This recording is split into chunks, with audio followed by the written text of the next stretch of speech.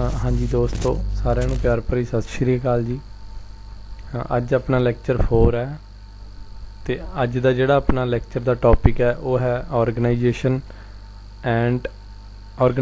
And it is ideology of Indian National Congress BJP Shiromani Akali Dal Dravida मंगेतरा कागजम all India अन्ना द्राविड़ा मंगेतरा कागजम।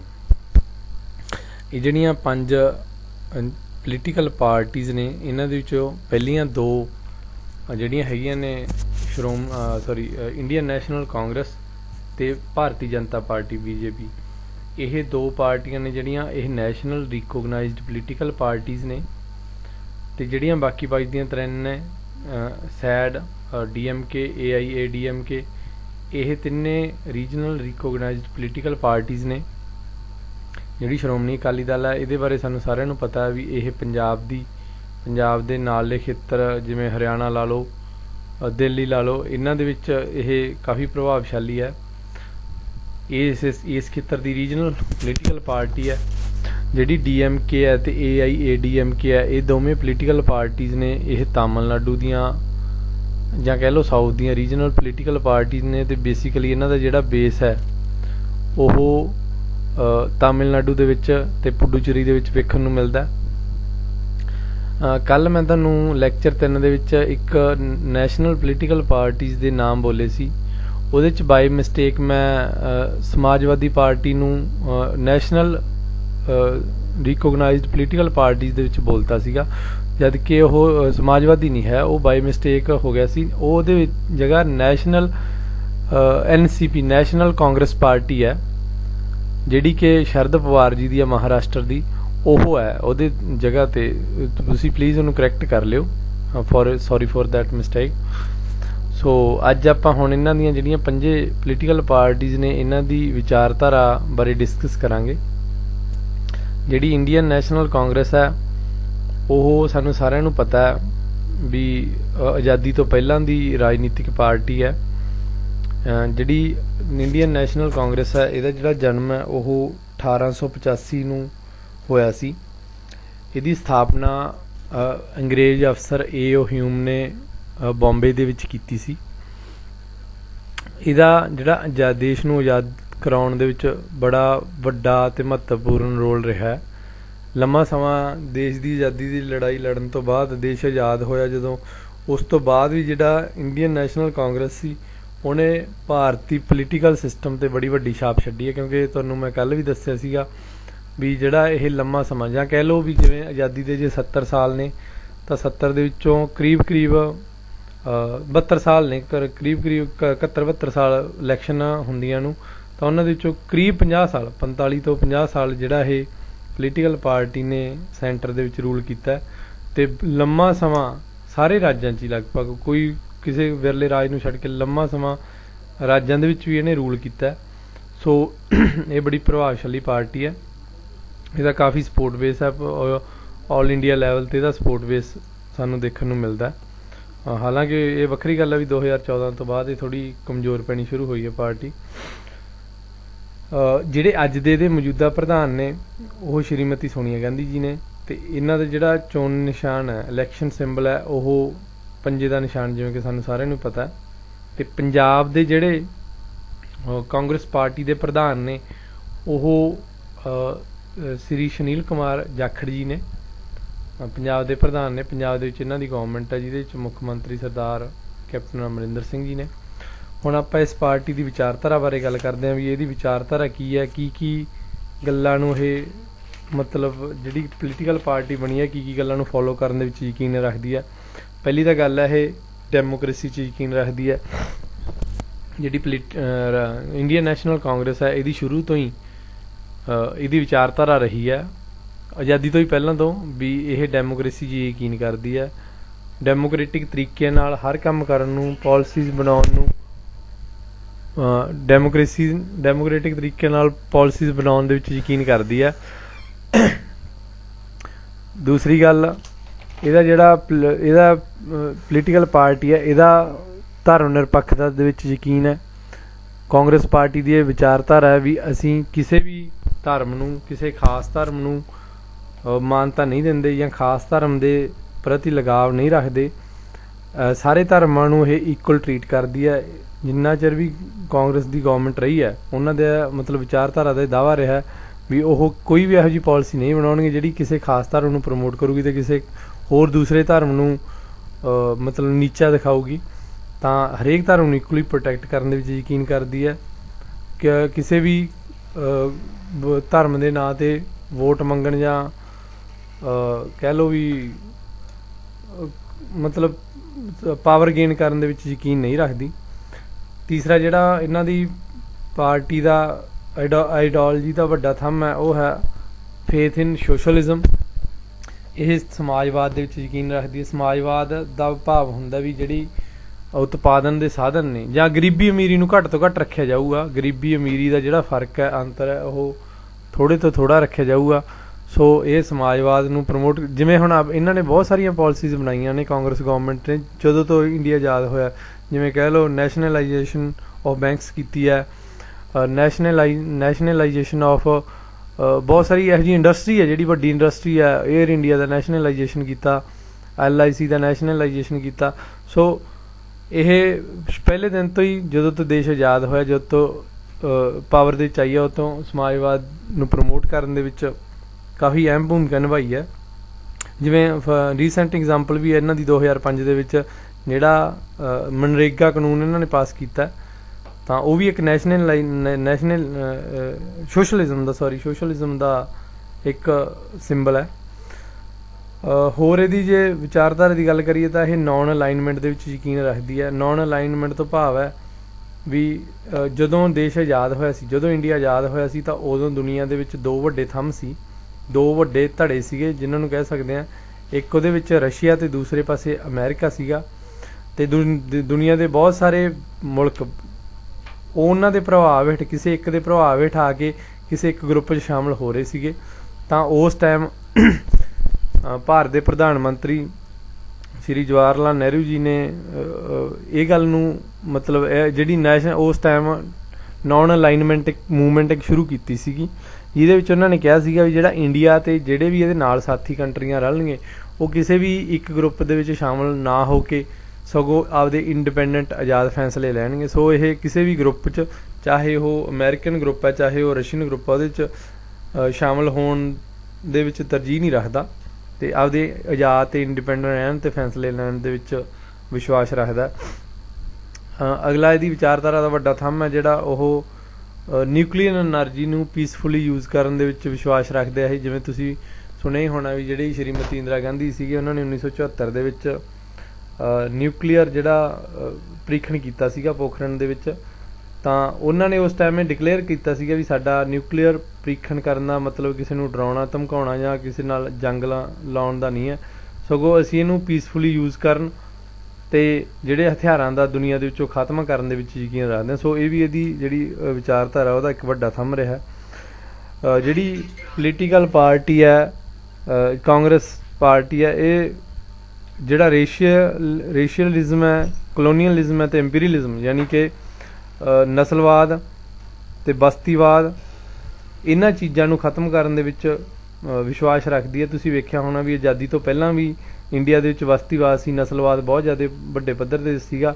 ਉਹਦੇ ਵਿਰੁੱਧ ਨੇ ਲੰਮਾ ਸਮਾਂ ਸੰਘਰਸ਼ ਕੀਤਾ। ਉਸ ਤੋਂ ਬਾਅਦ ਜਦੋਂ ਦੇਸ਼ ਨੂੰ ਆਜ਼ਾਦੀ ਮਿਲੀ ਤਾਂ ਹੋਰ ਮੁਲਕਾਂ ਨੂੰ ਜਿਹੜੇ ਉਸ ਟਾਈਮ ਨਸਲਵਾਦ ਅਤੇ ਬਸਤੀਵਾਦ ਤੋਂ ਪੀੜਤ ਸੀਗੇ ਉਹਨਾਂ ਨੂੰ ਉਹਨਾਂ ਦੇ ਹੱਕ ਦਿਵਾਉਣ ਲਈ ਜਾਂ ਉਹਨਾਂ ਦੇ ਵਿੱਚ ਡੈਮੋਕਰੇਸੀ ਲਿਆਉਣ ਲਈ ਇਹਨੇ ਕਾਫੀ ਇੰਡੀਅਨ ਕਾਂਗਰਸ ਪਾਰਟੀ ਨੇ ਜਾਂ ਕਹਿ ਲਓ ਇਹਨਾਂ ਦੀ ਗੌਰਮੈਂਟ ਨੇ, ਉਦੋਂ ਪੰਡਿਤ ਜਵਾਹਰ ਲਾਲ ਨਹਿਰੂ ਜੀ ਪ੍ਰਧਾਨ ਮੰਤਰੀ ਸੀਗੇ, ਉਹਨਾਂ ਨੇ ਮਦਦ ਕੀਤੀ। ਸੋ ਇਹ ਇਹਨਾਂ ਚੀਜ਼ਾਂ ਨੂੰ ਖਤਮ ਕਰਨ ਦੇ ਵਿੱਚ ਬਿਲੀਵ ਕਰਦੀ ਹੈ। ਇਹ ਜਿਹੜੀ ਇੰਡੀਅਨ ਨੈਸ਼ਨਲ ਕਾਂਗਰਸ ਹੈ ਇਹ ਹਿਊਮਨ ਰਾਈਟਸ ਦੀ ਵੱਡੇ ਪੱਧਰ 'ਤੇ ਸਪੋਰਟਰ ਹੈ, ਕਿਉਂਕਿ ਇਹ ਸ਼ੁਰੂ ਤੋਂ ਹੀ ਹਿਊਮਨ ਰਾਈਟਸ ਦੀ, ਕਿਉਂਕਿ ਜਦੋਂ ਦੇਸ਼ ਆਜ਼ਾਦ ਹੋਇਆ ਸੀਗਾ ਤਾਂ ਉਸ ਤੋਂ ਪਹਿਲਾਂ ਹਿਊਮਨ ਰਾਈਟਸ ਦੀ ਵੱਡੇ ਪੱਧਰ 'ਤੇ ਵਾਇਲੇਸ਼ਨ ਹੁੰਦੀ ਸੀਗੀ। ਜਿਹੜੀ ਉਸ ਟਾਈਮ ਦੀ ਬ੍ਰਿਟਿਸ਼ ਗੌਰਮੈਂਟ ਸੀਗੀ, ਬਰਤਾਨਵੀ ਸਰਕਾਰ ਸੀਗੀ, ਉਹ ਹਿਊਮਨ ਰਾਈਟਸ ਨੂੰ ਵੱਡੇ ਪੱਧਰ 'ਤੇ ਉਹਨਾਂ ਦਾ ਘਾਣ ਕਰਦੀ ਸੀ। ਤਾਂ ਜਦੋਂ ਇੰਡੀਆ ਆਜ਼ਾਦ ਹੋਇਆ ਉਸ ਤੋਂ ਬਾਅਦ 1948 'ਚ ਹਿਊਮਨ ਰਾਈਟਸ ਦੀ ਡਿਕਲੇਰੇਸ਼ਨ ਹੋਈ ਸੀ ਤਾਂ ਇੰਡੀਆ ਉਹਦਾ ਪਾਰਟੀਸਪੇਟਰੀ ਮੈਂਬਰ ਰਿਹਾ ਪੰਡਿਤ ਨਹਿਰੂ ਜੀ ਦੇ ਨੇਤਰਤਵ ਦੇ ਵਿੱਚ। ਸੋ ਇਹ ਹਿਊਮਨ ਰਾਈਟਸ ਨੂੰ ਪ੍ਰੋਟੈਕਟ ਕਰਨ ਦੇ ਵਿੱਚ ਬਿਲੀਵ ਕਰਦੀ ਹੈ। ਦੇਸ਼ ਦੀ ਨੈਸ਼ਨਲ ਯੂਨਿਟੀ ਅਤੇ ਇੰਟੀਗ੍ਰਿਟੀ ਨੂੰ ਪ੍ਰੋਟੈਕਟ ਕਰਨ ਦੇ ਵਿੱਚ ਇਹ ਬਲੀਵ ਕਰਦੀ ਹੈ ਦੇਸ਼ ਦੀ ਏਕਤਾ ਤੇ ਅਖੰਡਤਾ ਤੇ ਭਾਈਚਾਰਕ ਸਾਂਝ ਨੂੰ ਕਾਇਮ ਰੱਖਣ ਦੇ ਵਿੱਚ। ਸੋ ਇਹ ਜਿਹੜੀਆਂ ਇਹਦੀਆਂ ਵਿਚਾਰਧਾਰਾ ਦੀਆਂ ਮੋਟੇ ਥੰਮ ਨੇ। ਅੱਗੇ ਜੇ ਅਸੀਂ ਵੇਖੀਏ ਤਾਂ ਦੂਸਰੀ ਜਿਹੜੀ ਪਾਰਟੀ ਹੈ ਨੈਸ਼ਨਲ ਰਿਕੋਗਨਾਈਜ਼ਡ ਪੋਲੀਟੀਕਲ ਪਾਰਟੀ, ਉਹ BJP ਹੈ, ਭਾਰਤੀ ਜਨਤਾ ਪਾਰਟੀ ਹੈ। ਭਾਰਤੀ ਜਨਤਾ ਪਾਰਟੀ ਦਾ ਜਿਹੜਾ ਜਨਮ ਹੈ ਉਹ ਜਿਹੜੀ ਅੱਜ ਦੀ ਮੌਜੂਦਾ ਭਾਰਤੀ ਜਨਤਾ ਪਾਰਟੀ ਹੈ ਦਾ ਜਨਮ ਅਪ੍ਰੈਲ 6, 1980 ਨੂੰ ਹੁੰਦਾ। ਪਰ ਅਸਲ ਦੇ ਵਿੱਚ ਇਹਨੂੰ ਜਿਹੜੀ ਇਦੋਂ ਪਹਿਲਾਂ ਜਨਸੰਘ ਨਾਂ ਦੀ ਇੱਕ ਪਾਰਟੀ ਹੁੰਦੀ ਸੀ ਜਿਹਨੂੰ ਸ਼ਾਮਾ ਪ੍ਰਸਾਦ ਮੁਖਰਜੀ ਨੇ 1951 ਦੇ ਵਿੱਚ ਸਥਾਪਿਤ ਕੀਤਾ ਸੀਗਾ, ਉਹਦੇ ਹੀ ਇੱਕ ਪਾਰਟ ਮੰਨੀ ਜਾਂਦੀ ਹੈ। ਜਿਹੜੇ BJP ਦੇ ਪਹਿਲੇ ਪ੍ਰਧਾਨ ਸੀਗੇ ਉਹ ਸ਼੍ਰੀ ਅਟਲ ਬਿਹਾਰੀ ਵਾਜਪੇਈ ਜੀ ਸੀਗੇ। ਜਦੋਂ 6 ਅਪ੍ਰੈਲ 1980 ਨੂੰ ਬਣੀ ਸੀ ਤਾਂ ਉਦੋਂ ਇਹਨਾਂ ਨੂੰ ਪ੍ਰਧਾਨ ਚੁਣਿਆ ਗਿਆ ਸੀਗਾ। ਉਸ ਤੋਂ ਬਾਅਦ ਇਹਦਾ ਜਿਹੜਾ ਫਲੈਗ ਹੈ ਉਹ ਚੋਣ ਸਿੰਬਲ ਹੈ ਉਹ ਕਮਲ ਦਾ ਫੁੱਲ ਹੈ। ਤੇ ਜਿਹੜੇ ਅੱਜ ਇਹਦੇ ਮੌਜੂਦਾ ਪੋਲੀਟੀਕਲ ਪਾਰਟੀ ਦੇ ਪ੍ਰਧਾਨ ਨੇ, BJP ਦੇ ਪ੍ਰਧਾਨ ਨੇ, ਉਹ ਸ਼੍ਰੀ JP ਨੱਡਾ ਨੇ ਜਿਹੜੇ ਹਿਮਾਚਲ ਨਾਲ ਸੰਬੰਧ ਰੱਖਦੇ ਨੇ। ਤੇ ਜਿਹੜੇ ਪੰਜਾਬ ਪ੍ਰਧਾਨ ਨੇ BJP ਦੇ ਉਹ ਸ਼੍ਰੀ ਅਸ਼ਵਨੀ ਸ਼ਰਮਾ ਨੇ। ਸੋ ਜਿਹੜੀ ਇਹ ਪੋਲੀਟੀਕਲ ਪਾਰਟੀ ਹੈ ਇਹ ਕਾਫੀ ਪਾਵਰਫੁਲ ਪੋਲੀਟੀਕਲ ਪਾਰਟੀ ਖਾਸ ਕਰਕੇ ਪਿਛਲੇ 5-7 ਸਾਲਾਂ ਦੇ ਵਿੱਚ ਬਣ ਕੇ ਉੱਭਰੀ ਹੈ। ਕਿਉਂਕਿ ਤੁਸੀਂ ਵੇਖਿਆ ਹੋਣਾ ਵੀ 2014 ਤੋਂ ਬਾਅਦ ਸ਼੍ਰੀ ਨਰਿੰਦਰ ਮੋਦੀ ਦੇ ਨੇਤਰਤਵ ਦੇ ਵਿੱਚ ਇਹ ਪਾਰਟੀ ਨੇ ਚੰਗੀਆਂ ਸੀਟਾਂ ਲੈ ਕੇ ਮੈਜੋਰਟੀ ਦੇ ਵਿੱਚ ਸਰਕਾਰ ਬਣਾਈ ਸੀ ਤੇ ਉਸ ਤੋਂ ਬਾਅਦ ਲਗਾਤਾਰ ਦੂਸਰੀ ਵਾਰੀ ਰਿਪੀਟ ਕੀਤਾ। ਜੇ ਇਹਦੀ ਵਿਚਾਰਧਾਰਾ ਦੀ ਅਸੀਂ ਗੱਲ ਕਰਦੇ ਹਾਂ ਤਾਂ ਇਹਦੀ ਵਿਚਾਰਧਾਰਾ ਦਾ ਸਭ ਤੋਂ ਵੱਡਾ ਥੰਮ ਹੈ ਜਿਹੜਾ ਪਿੱਲਰ ਹੈ ਉਹ ਨੈਸ਼ਨਲ ਯੂਨਿਟੀ ਹੈ। ਇਹ ਜਿਹੜੀ ਰਾਸ਼ਟਰੀ ਏਕਤਾ ਦੇ ਵਿੱਚ ਬਲੀਵ ਕਰਦੀ ਹੈ। ਇਹ ਉਹਨਾਂ ਸਾਰੀਆਂ ਗੱਲਾਂ ਨੂੰ ਖਤਮ ਕਰਨ ਜਾਂ ਟੈਰਰਿਜ਼ਮ ਨੂੰ ਜਿਹੜਾ ਕਿ ਦੇਸ਼ ਨੂੰ ਖਤਮ ਕਰਨ ਦੇ ਵਿੱਚ ਜਾਂ ਤੋੜਨ ਦੇ ਵਿੱਚ ਯਕੀਨ ਕਰਦਾ ਉਹਨੂੰ ਬੁਰੀ ਤਰ੍ਹਾਂ ਕੁਚਲਣ ਦੇ ਵਿੱਚ ਬਲੀਵ ਕਰਦੀ ਹੈ ਤੇ ਏਕਤਾ ਤੇ ਅਖੰਡਤਾ ਨੂੰ ਕਾਇਮ ਰੱਖਣ ਲਈ ਵਚਨਬੱਧ ਹੈ। ਦੂਸਰੀ ਗੱਲ ਹੈ ਡੈਮੋਕ੍ਰੇਸੀ 'ਚ ਯਕੀਨ ਕਰਦੀ ਹੈ। ਪਾਰਟੀ ਦੀ ਵਿਚਾਰਧਾਰਾ ਵੀ ਇਹ ਜਿਹੜੀ ਲੋਕਤੰਤਰ ਹੈ ਉਹਦੇ ਵਿੱਚ ਵਿਸ਼ਵਾਸ ਰੱਖਦੇ ਨੇ ਤੇ ਲੋਕਤੰਤਰ ਨੂੰ ਪ੍ਰਮੋਟ ਕਰਨ ਦੇ ਵਿੱਚ, ਲੋਕਤੰਤਰਿਕ ਤਰੀਕਿਆਂ ਨੂੰ ਪ੍ਰਮੋਟ ਕਰਨ ਦੇ ਲਈ ਨੀਤੀਆਂ ਬਣਾਉਣ ਦੇ ਵਿੱਚ ਵਿਸ਼ਵਾਸ ਰੱਖਦੇ ਨੇ। ਤੀਸਰਾ, ਜੇ ਅਸੀਂ ਵਿਚਾਰਧਾਰਾ ਦੇ ਵੱਡੇ ਥੰਮ ਦੀ ਗੱਲ ਕਰੀਏ ਤਾਂ ਉਹ ਸੈਕੂਲਰਿਜ਼ਮ ਮਤਲਬ ਪੋਜ਼ਿਟਿਵ ਸੈਕੂਲਰਿਜ਼ਮ ਦੇ ਵਿੱਚ ਬਲੀਵ ਕਰਦੀ ਹੈ। ਪੋਜ਼ਿਟਿਵ ਜਿਹੜਾ ਧਰਮ ਨਿਰਪੱਖਤਾ ਉਹਦੇ 'ਚ ਬਲੀਵ ਕਰਦੀ ਹੈ, ਜਿਹਦੇ 'ਚ ਇਹਨਾਂ ਦੁਆਰਾ ਸ਼੍ਰੀ ਜਿਹੜੇ ਗਾਂਧੀ ਸੀਗੇ ਆਪਣੇ ਮਹਾਤਮਾ ਗਾਂਧੀ ਜੀ, ਉਹਨਾਂ ਦਾ ਇੱਕ ਕਨਸੈਪਟ ਸੀਗਾ ਸਰਵ ਧਰਮ ਸੰਭਵਾ। ਸਰਵ ਧਰਮ ਸੰਭਵਾ ਮਤਲਬ ਵੀ ਹਰ ਧਰਮ ਨੂੰ ਇਕੁਅਲੀ ਪ੍ਰਮੋਟ ਕਰਨਾ, ਨਾ ਕਿ ਕਿਸੇ ਇੱਕ ਧਰਮ ਨੂੰ ਪ੍ਰਮੋਟ ਕਰਨਾ ਜਾਂ ਕਿਸੇ ਨੂੰ ਨਾ ਪ੍ਰਮੋਟ ਕਰਨ ਦੀ ਬਜਾਏ ਹਰ ਧਰਮ ਨੂੰ ਇਕੁਅਲੀ ਪ੍ਰਮੋਟ ਕਰਨ, ਬਰਾਬਰ ਉਹਨੂੰ ਵਧਣ ਫੁੱਲਣ ਲਈ ਕੰਮ ਕਰਨ ਦੇ ਵਿੱਚ ਬਲੀਵ ਕਰਦੇ ਨੇ। ਅਗਲਾ ਜਿਹੜਾ ਇਹਨਾਂ ਦਾ ਵਿਚਾਰਧਾਰਾ ਦਾ ਅਗਲਾ ਜਿਹੜਾ ਮੇਜਰ ਪੁਆਇੰਟ ਹੈ ਉਹ ਇਹ ਹੈ ਵੀ ਇਹ ਗਾਂਧੀਅਨ ਸੋਸ਼ਲਿਜ਼ਮ ਦੇ ਵਿੱਚ ਬਲੀਵ ਕਰਦੇ ਆ। ਗਾਂਧੀਅਨ ਸੋਸ਼ਲਿਜ਼ਮ ਤੋਂ ਭਾਵ ਵੀ ਜਿਵੇਂ ਗਾਂਧੀ ਜੀ ਕਹਿੰਦੇ ਸੀਗੇ ਵੀ ਜਿਹੜੇ ਵਿਲੇਜ ਨੇ ਉਹਨਾਂ ਦੇ ਕੋਲੇ ਪਾਵਰਸ ਹੋਣੀਆਂ ਚਾਹੀਦੀਆਂ ਨੇ। ਦੇਸ਼ ਦੇ ਵਿੱਚ ਜਿਹੜੀ ਛੋਟੀ ਇੰਡਸਟਰੀ ਹੈ, ਕਾਟੇਜ ਇੰਡਸਟਰੀ ਕਹਿ ਲਓ ਜਾਂ ਲਘੂ ਉਦਯੋਗ ਨੇ ਜਿਹੜੇ, ਉਹਨਾਂ ਨੂੰ ਪ੍ਰਮੋਟ ਕਰਨ ਦੇ ਵਿੱਚ ਬਲੀਵ ਕਰਦੀ ਹੈ ਤਾਂ ਕਿ ਜਿਹੜੀ ਆਮਦਨ ਤੇ ਅਮੀਰੀ ਤੇ ਗਰੀਬੀ ਦਾ ਪਾੜਾ। ਵੈਸੇ ਇਹਦੀ ਵਿਚਾਰਧਾਰਾ ਜਿਹੜੀ BJP ਹੈ ਇਹਦੀ ਸੰਵਿਧਾਨ ਜਿਹੜਾ ਇਹਨੇ ਇਲੈਕਸ਼ਨ ਕਮਿਸ਼ਨਰ ਕੋਲ ਦਿੱਤਾ ਹੋਇਆ, ਇਹਦੀ ਇਹ ਵਿਚਾਰਧਾਰਾ ਉਹਦੇ 'ਚ ਮੈਂਸ਼ਨ ਕੀਤੀ ਹੋਈ ਹੈ ਤੇ ਰਿਐਲਿਟੀ ਕੀ ਹੈ ਉਹ ਤੁਸੀਂ ਸਾਰੇ ਜਾਣਦੇ ਹੋ। ਉਹਦੇ ਨਾਲ ਹੈ ਨਾ ਵੈਲਿਊ ਬੇਸਡ ਪੋਲੀਟਿਕਸ 'ਚ ਬਲੀਵ ਕਰਦੀ ਹੈ। ਵੈਲਿਊ ਬੇਸਡ ਪੋਲੀਟਿਕਸ ਮਤਲਬ ਕਿ ਕਿਸੇ ਨਾਲ ਵੀ ਜਦੋਂ ਪੋਲੀਟਿਕਸ ਦੇ ਵਿੱਚ ਚੋਣਾਂ ਜਿੱਤਣ ਦੇ ਵਿੱਚ ਤੋਂ ਲੈ ਕੇ ਚਾਹੇ ਚੋਣਾਂ ਲੜਨੀਆਂ ਨੇ, ਜਿੱਤਣੀਆਂ ਨੇ, ਚਾਹੇ ਸਰਕਾਰ ਬਣਾਉਣੀ ਆ, ਉਹਦੇ 'ਚ ਜਿਹੜੀ ਮਤਲਬ ਇਮੋਰਲ ਤਰੀਕੇ ਨਾਲ ਕਿਸੇ ਵੀ ਤਰ੍ਹਾਂ ਸੱਤਾ ਹਥਿਆਉਣ ਦੇ ਵਿੱਚ ਬਲੀਵ ਨਹੀਂ ਕਰਦੇ। ਇਹ ਮੋਰਲ ਵੈਲਿਊਜ਼ ਜਿਹੜੀ ਵੈਲਿਊ ਬੇਸਡ ਪੋਲੀਟਿਕਸ ਆ ਉਹਦੇ 'ਚ ਬਲੀਵ ਕਰਦੇ ਨੇ। ਨੌਨ ਅਲਾਈਨਮੈਂਟ ਦੇ ਵਿੱਚ ਬਲੀਵ ਕਰਦੇ ਨੇ। ਪੋਲੀਟੀਕਲ ਤੇ ਇਕਨੋਮਿਕ ਡੀਸੈਂਟਰਲਾਈਜੇਸ਼ਨ ਦੇ ਵਿੱਚ, ਯਾਨੀ ਕਿ ਸ਼ਕਤੀਆਂ ਦੀ ਜਿਹੜੀ ਮਤਲਬ ਇੱਕ ਹੱਥ 'ਚ ਇਕੱਠੀਆਂ ਨਾ ਹੋਣ, ਉਹਨੂੰ ਰੋਕਣ ਲਈ ਕੰਮ ਕਰਨ ਦੇ ਵਿੱਚ ਬਲੀਵ ਕਰਦੇ ਨੇ। ਇਹ ਜਿਹੜੀ BJP ਦੀ ਵਿਚਾਰਧਾਰਾ ਦੇ ਮੁੱਖ ਅੰਸ਼ ਨੇ। ਇਸ ਤੋਂ ਬਾਅਦ ਜਿਹੜੀ ਤੀਸਰੀ ਮੇਜਰ ਪੋਲੀਟੀਕਲ ਪਾਰਟੀ ਆਉਂਦੀ ਆ ਉਹ ਆਉਂਦੀ ਹੈ ਸ਼੍ਰੋਮਣੀ ਅਕਾਲੀ ਦਲ। ਸ਼੍ਰੋਮਣੀ ਅਕਾਲੀ ਦਲ ਹੈ ਜਿਹੜੀ ਉਹ ਜਿਹੜੀ ਇੰਡੀਆ ਦੀ ਸੈਕਿੰਡ ਓਲਡੈਸਟ ਪੋਲੀਟੀਕਲ ਪਾਰਟੀ ਹੈ। ਸਾਊਥ ਤੋਂ ਜਿਹੜੀ ਪਹਿਲੀ ਓਲਡੈਸਟ ਪੋਲੀਟੀਕਲ ਪਾਰਟੀ ਆ ਉਹ ਇੰਡੀਅਨ ਨੈਸ਼ਨਲ ਕਾਂਗਰਸ ਆ। ਸ਼੍ਰੋਮਣੀ ਅਕਾਲੀ ਦਲ ਦੂਸਰੀ ਪੋਲੀਟੀਕਲ ਪਾਰਟੀ ਹੈ। ਸ਼੍ਰੋਮਣੀ ਅਕਾਲੀ ਦਲ ਦਾ ਜਿਹੜਾ ਜਨਮ ਹੈ ਉਹ ਦਸੰਬਰ 1920 ਨੂੰ ਹੋਇਆ ਸੀ। ਉਸ ਟਾਈਮ, ਕਿਉਂਕਿ ਉਸ ਟਾਈਮ ਤੁਹਾਨੂੰ ਪਤਾ ਹੋਣਾ ਹੈ ਵੀ ਜਦੋਂ ਉਸ ਟਾਈਮ ਇੰਡੀਆ ਦੇ ਪੰਜਾਬ ਦੇ ਵਿੱਚ ਗੁਰਦੁਆਰਿਆਂ ਨੂੰ ਬਚਾਉਣ ਲਈ ਖਾਲਸਾ ਮੂਵਮੈਂਟ ਚੱਲ ਰਹੀ ਸੀ, ਗੁਰਦੁਆਰਾ ਬਚਾਓ ਅੰਦੋਲਨ ਚੱਲ ਰਿਹਾ ਸੀਗਾ। ਉਸ ਅੰਦੋਲਨ ਦੇ ਵਿੱਚ ਉਸ ਟਾਈਮ ਦੇ ਵਿੱਚ SGPC ਨੂੰ ਸਥਾਪਿਤ ਕੀਤਾ ਗਿਆ ਸੀ ਗੁਰਦੁਆਰਿਆਂ ਦੇ ਪ੍ਰਬੰਧ ਲਈ ਆਰਜੀ ਤੌਰ ਤੇ। ਹਾਲਾਂਕਿ ਉਹ ਗਵਰਨਮੈਂਟ ਦੁਆਰਾ ਰਿਕੋਗਨਾਈਜ਼ ਤਾਂ 1925 'ਚ ਹੋਈ ਹੈ, ਪਰ 1920 ਦੇ ਵਿੱਚ ਉਹ SGPC ਨੂੰ ਸਥਾਪਿਤ ਕਰ ਦਿੱਤਾ ਗਿਆ ਸੀ ਤਾਂ ਕਿ ਜਿਹੜੇ ਗੁਰਦੁਆਰੇ ਮਹੰਤਾਂ ਦੇ ਕਬਜ਼ੇ 'ਚੋਂ ਛਡਾਏ ਜਾਣਗੇ, ਉਹਨਾਂ ਦਾ ਉਹ ਕਾਰਜ ਪ੍ਰਬੰਧ ਸੰਭਾਲੂਗੀ। ਅਤੇ ਉਹਦੀ ਇੱਕ ਪੋਲੀਟੀਕਲ ਆਰਮ ਵਜੋਂ, ਮਤਲਬ ਕਿ ਉਹਨੂੰ ਪੋਲੀਟੀਕਲੀ ਉਸ ਮੂਵਮੈਂਟ ਨੂੰ ਸਟਰੋਂਗ ਰੱਖਣ ਲਈ ਇਹ ਜਿਹੜਾ ਸ਼੍ਰੋਮਣੀ ਅਕਾਲੀ ਦਲ ਦਾ ਜਨਮ ਹੋਇਆ ਸੀ। ਸ਼੍ਰੋਮਣੀ ਅਕਾਲੀ ਦਲ ਦੇ ਜਿਹੜੇ ਮੌਜੂਦਾ ਪ੍ਰਧਾਨ ਨੇ, ਪਹਿਲੇ ਪ੍ਰਧਾਨ ਇਹਨਾਂ ਦੇ ਬਾਬਾ ਖੜਕ ਸਿੰਘ ਜੀ ਸੀਗੇ। ਜਿਹੜੇ ਮੌਜੂਦਾ ਪ੍ਰਧਾਨ ਨੇ, ਪਹਿਲੇ ਪ੍ਰਧਾਨ ਇਹਦੇ ਆਈ ਥਿੰਕ ਸਰਮੁਖ ਸਿੰਘ ਝਬਾਲ ਸੀ। ਆਈ ਥਿੰਕ ਸਰਮੁਖ ਸਿੰਘ ਝਬਾਲ ਜੀ ਸੀਗੇ ਇੱਥੇ। ਤੇ ਜਿਹੜੇ ਮੌਜੂਦਾ ਪ੍ਰਧਾਨ ਨੇ ਸ਼੍ਰੋਮਣੀ ਅਕਾਲੀ ਦਲ ਦੇ, ਉਹ ਸਰਦਾਰ ਸੁਖਬੀਰ ਸਿੰਘ ਜੀ ਬਾਦਲ ਨੇ। ਜਿਹੜੀ ਸ਼੍ਰੋਮਣੀ ਅਕਾਲੀ ਦਲ ਹੈ ਇਹਦਾ ਚੋਣ ਨਿਸ਼ਾਨ ਤੱਕੜੀ ਹੈ।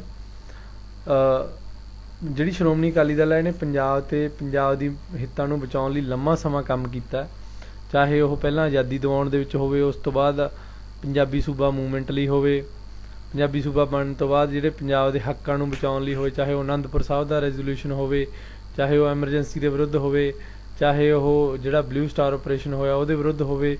ਲੰਮਾ ਸਮਾਂ ਇਹਨੇ ਪੰਜਾਬ ਤੇ ਪੰਜਾਬੀ ਤੇ ਪੰਜਾਬੀਅਤ ਦੀ ਰਾਖੀ ਲਈ ਸੰਘਰਸ਼ ਕੀਤਾ। ਔਰ 1996 ਦੇ ਵਿੱਚ 1996 ਦੇ ਵਿੱਚ ਮੋਗਾ ਕਨਵੈਨਸ਼ਨ ਰਾਹੀਂ ਜਿਹੜੀ ਪਹਿਲਾਂ ਸ਼੍ਰੋਮਣੀ ਅਕਾਲੀ ਦਲ ਸੀ 1996 ਤੋਂ ਪਹਿਲਾਂ, ਉਹਨੂੰ ਸਿਰਫ ਸਿੱਖਾਂ ਦੀ ਪ੍ਰਤੀਨਿਧ ਤੇ ਸਿੱਖਾਂ ਦੇ ਇੰਟਰਸਟ ਨੂੰ ਬਚਾਉਣ ਵਾਲੀ ਪਾਰਟੀ ਮੰਨਿਆ ਜਾਂਦਾ ਸੀ।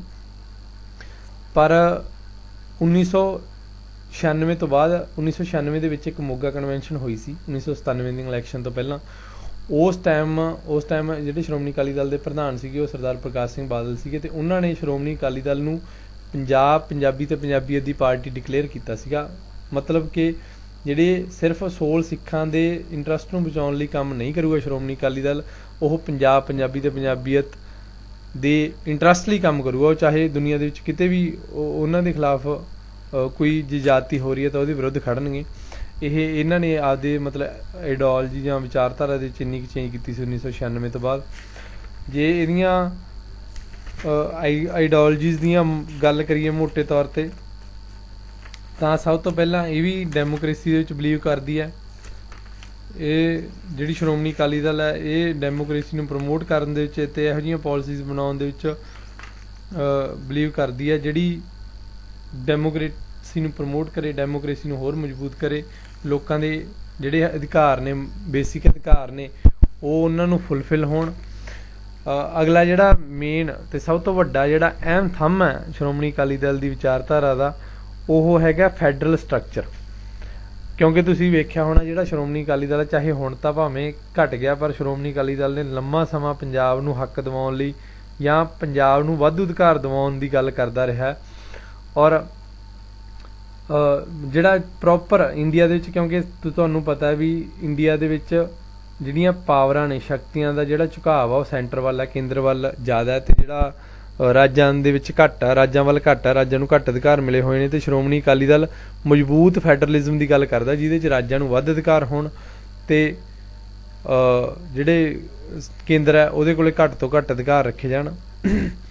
ਦੂਜਾ ਹੈਗਾ ਇਹ ਸੋਸ਼ਲਿਜ਼ਮ ਨੂੰ ਪ੍ਰਮੋਟ ਕਰਨ 'ਚ ਬਿਲੀਵ ਕਰਦਾ। ਸੋਸ਼ਲਿਜ਼ਮ ਅੱਗੇ ਮੈਂ ਦੱਸ ਕੇ ਹਟਿਆ ਸੀ ਵੀ ਜਿਹੜਾ ਅਮੀਰੀ ਤੇ ਗਰੀਬੀ ਨੂੰ ਘਟਾਉਣ, ਇਹੋ ਜਿਹੀਆਂ ਨੀਤੀਆਂ ਜਿਹੜੀਆਂ ਅਮੀਰੀ ਤੇ ਗਰੀਬੀ ਨੂੰ ਘਟਾਉਣ ਵੱਲ ਸੇਧਿਤ ਹੁੰਦੀਆਂ ਨੇ, ਅਤੇ ਜਿਹੜੀਆਂ ਮਤਲਬ ਕਾਰਪੋਰੇਟਿਜ਼ਮ ਆ ਜਿਹੜਾ ਉਹਨੂੰ ਘਟਾਉਂਦੀਆਂ ਨੇ ਜਾਂ ਉਹਨੂੰ ਮਤਲਬ ਖਤਮ ਕਰਨ ਦੇ ਵਿੱਚ ਹੁੰਦੀਆਂ, ਖਤਮ ਕਰਨ ਨਾਲ ਸੰਬੰਧੀ ਸੇਧਿਤ ਹੁੰਦੀਆਂ ਨੇ, ਉਹਨਾਂ ਨੂੰ ਪ੍ਰਮੋਟ ਕਰਨ ਦੇ ਵਿੱਚ ਬਿਲੀਵ ਕਰਦਾ।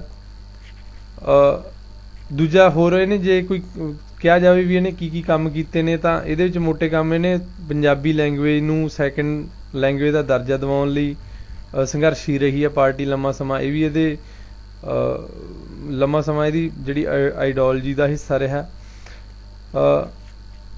ਲੇਬਰ ਲਾਜ਼ ਦੇ ਜਿਹੜੇ ਹੱਕ ਦੇ ਵਿੱਚ ਰਹੇ ਨੇ ਇਹ ਮਜ਼ਬੂਤ ਲੇਬਰ ਲਾਅ ਬਣਾਉਣ ਦੀ ਕਿਰਤੀਆਂ ਜਿਹੜੇ ਹੈਗੇ ਨੇ ਜਾਂ ਕਿਸਾਨ ਨੇ ਅਤੇ ਕਿਰਤੀ ਨੇ ਉਹਨਾਂ ਨੂੰ ਉਹਨਾਂ ਦੇ ਹੱਕ ਦਿਵਾਉਣ ਦੇ ਵਿੱਚ ਇਹਨੇ ਲੰਮਾ ਸਮਾਂ ਸੰਘਰਸ਼ ਕੀਤਾ, ਜਾਂ ਕਹਿ ਲਓ ਵੀ ਉਹਨਾਂ ਨੂੰ ਪ੍ਰਮੋਟ ਕਰਨ ਦੇ ਵਿੱਚ ਇਹਨੇ ਲੰਮਾ ਯੋਗਦਾਨ ਪਾਇਆ।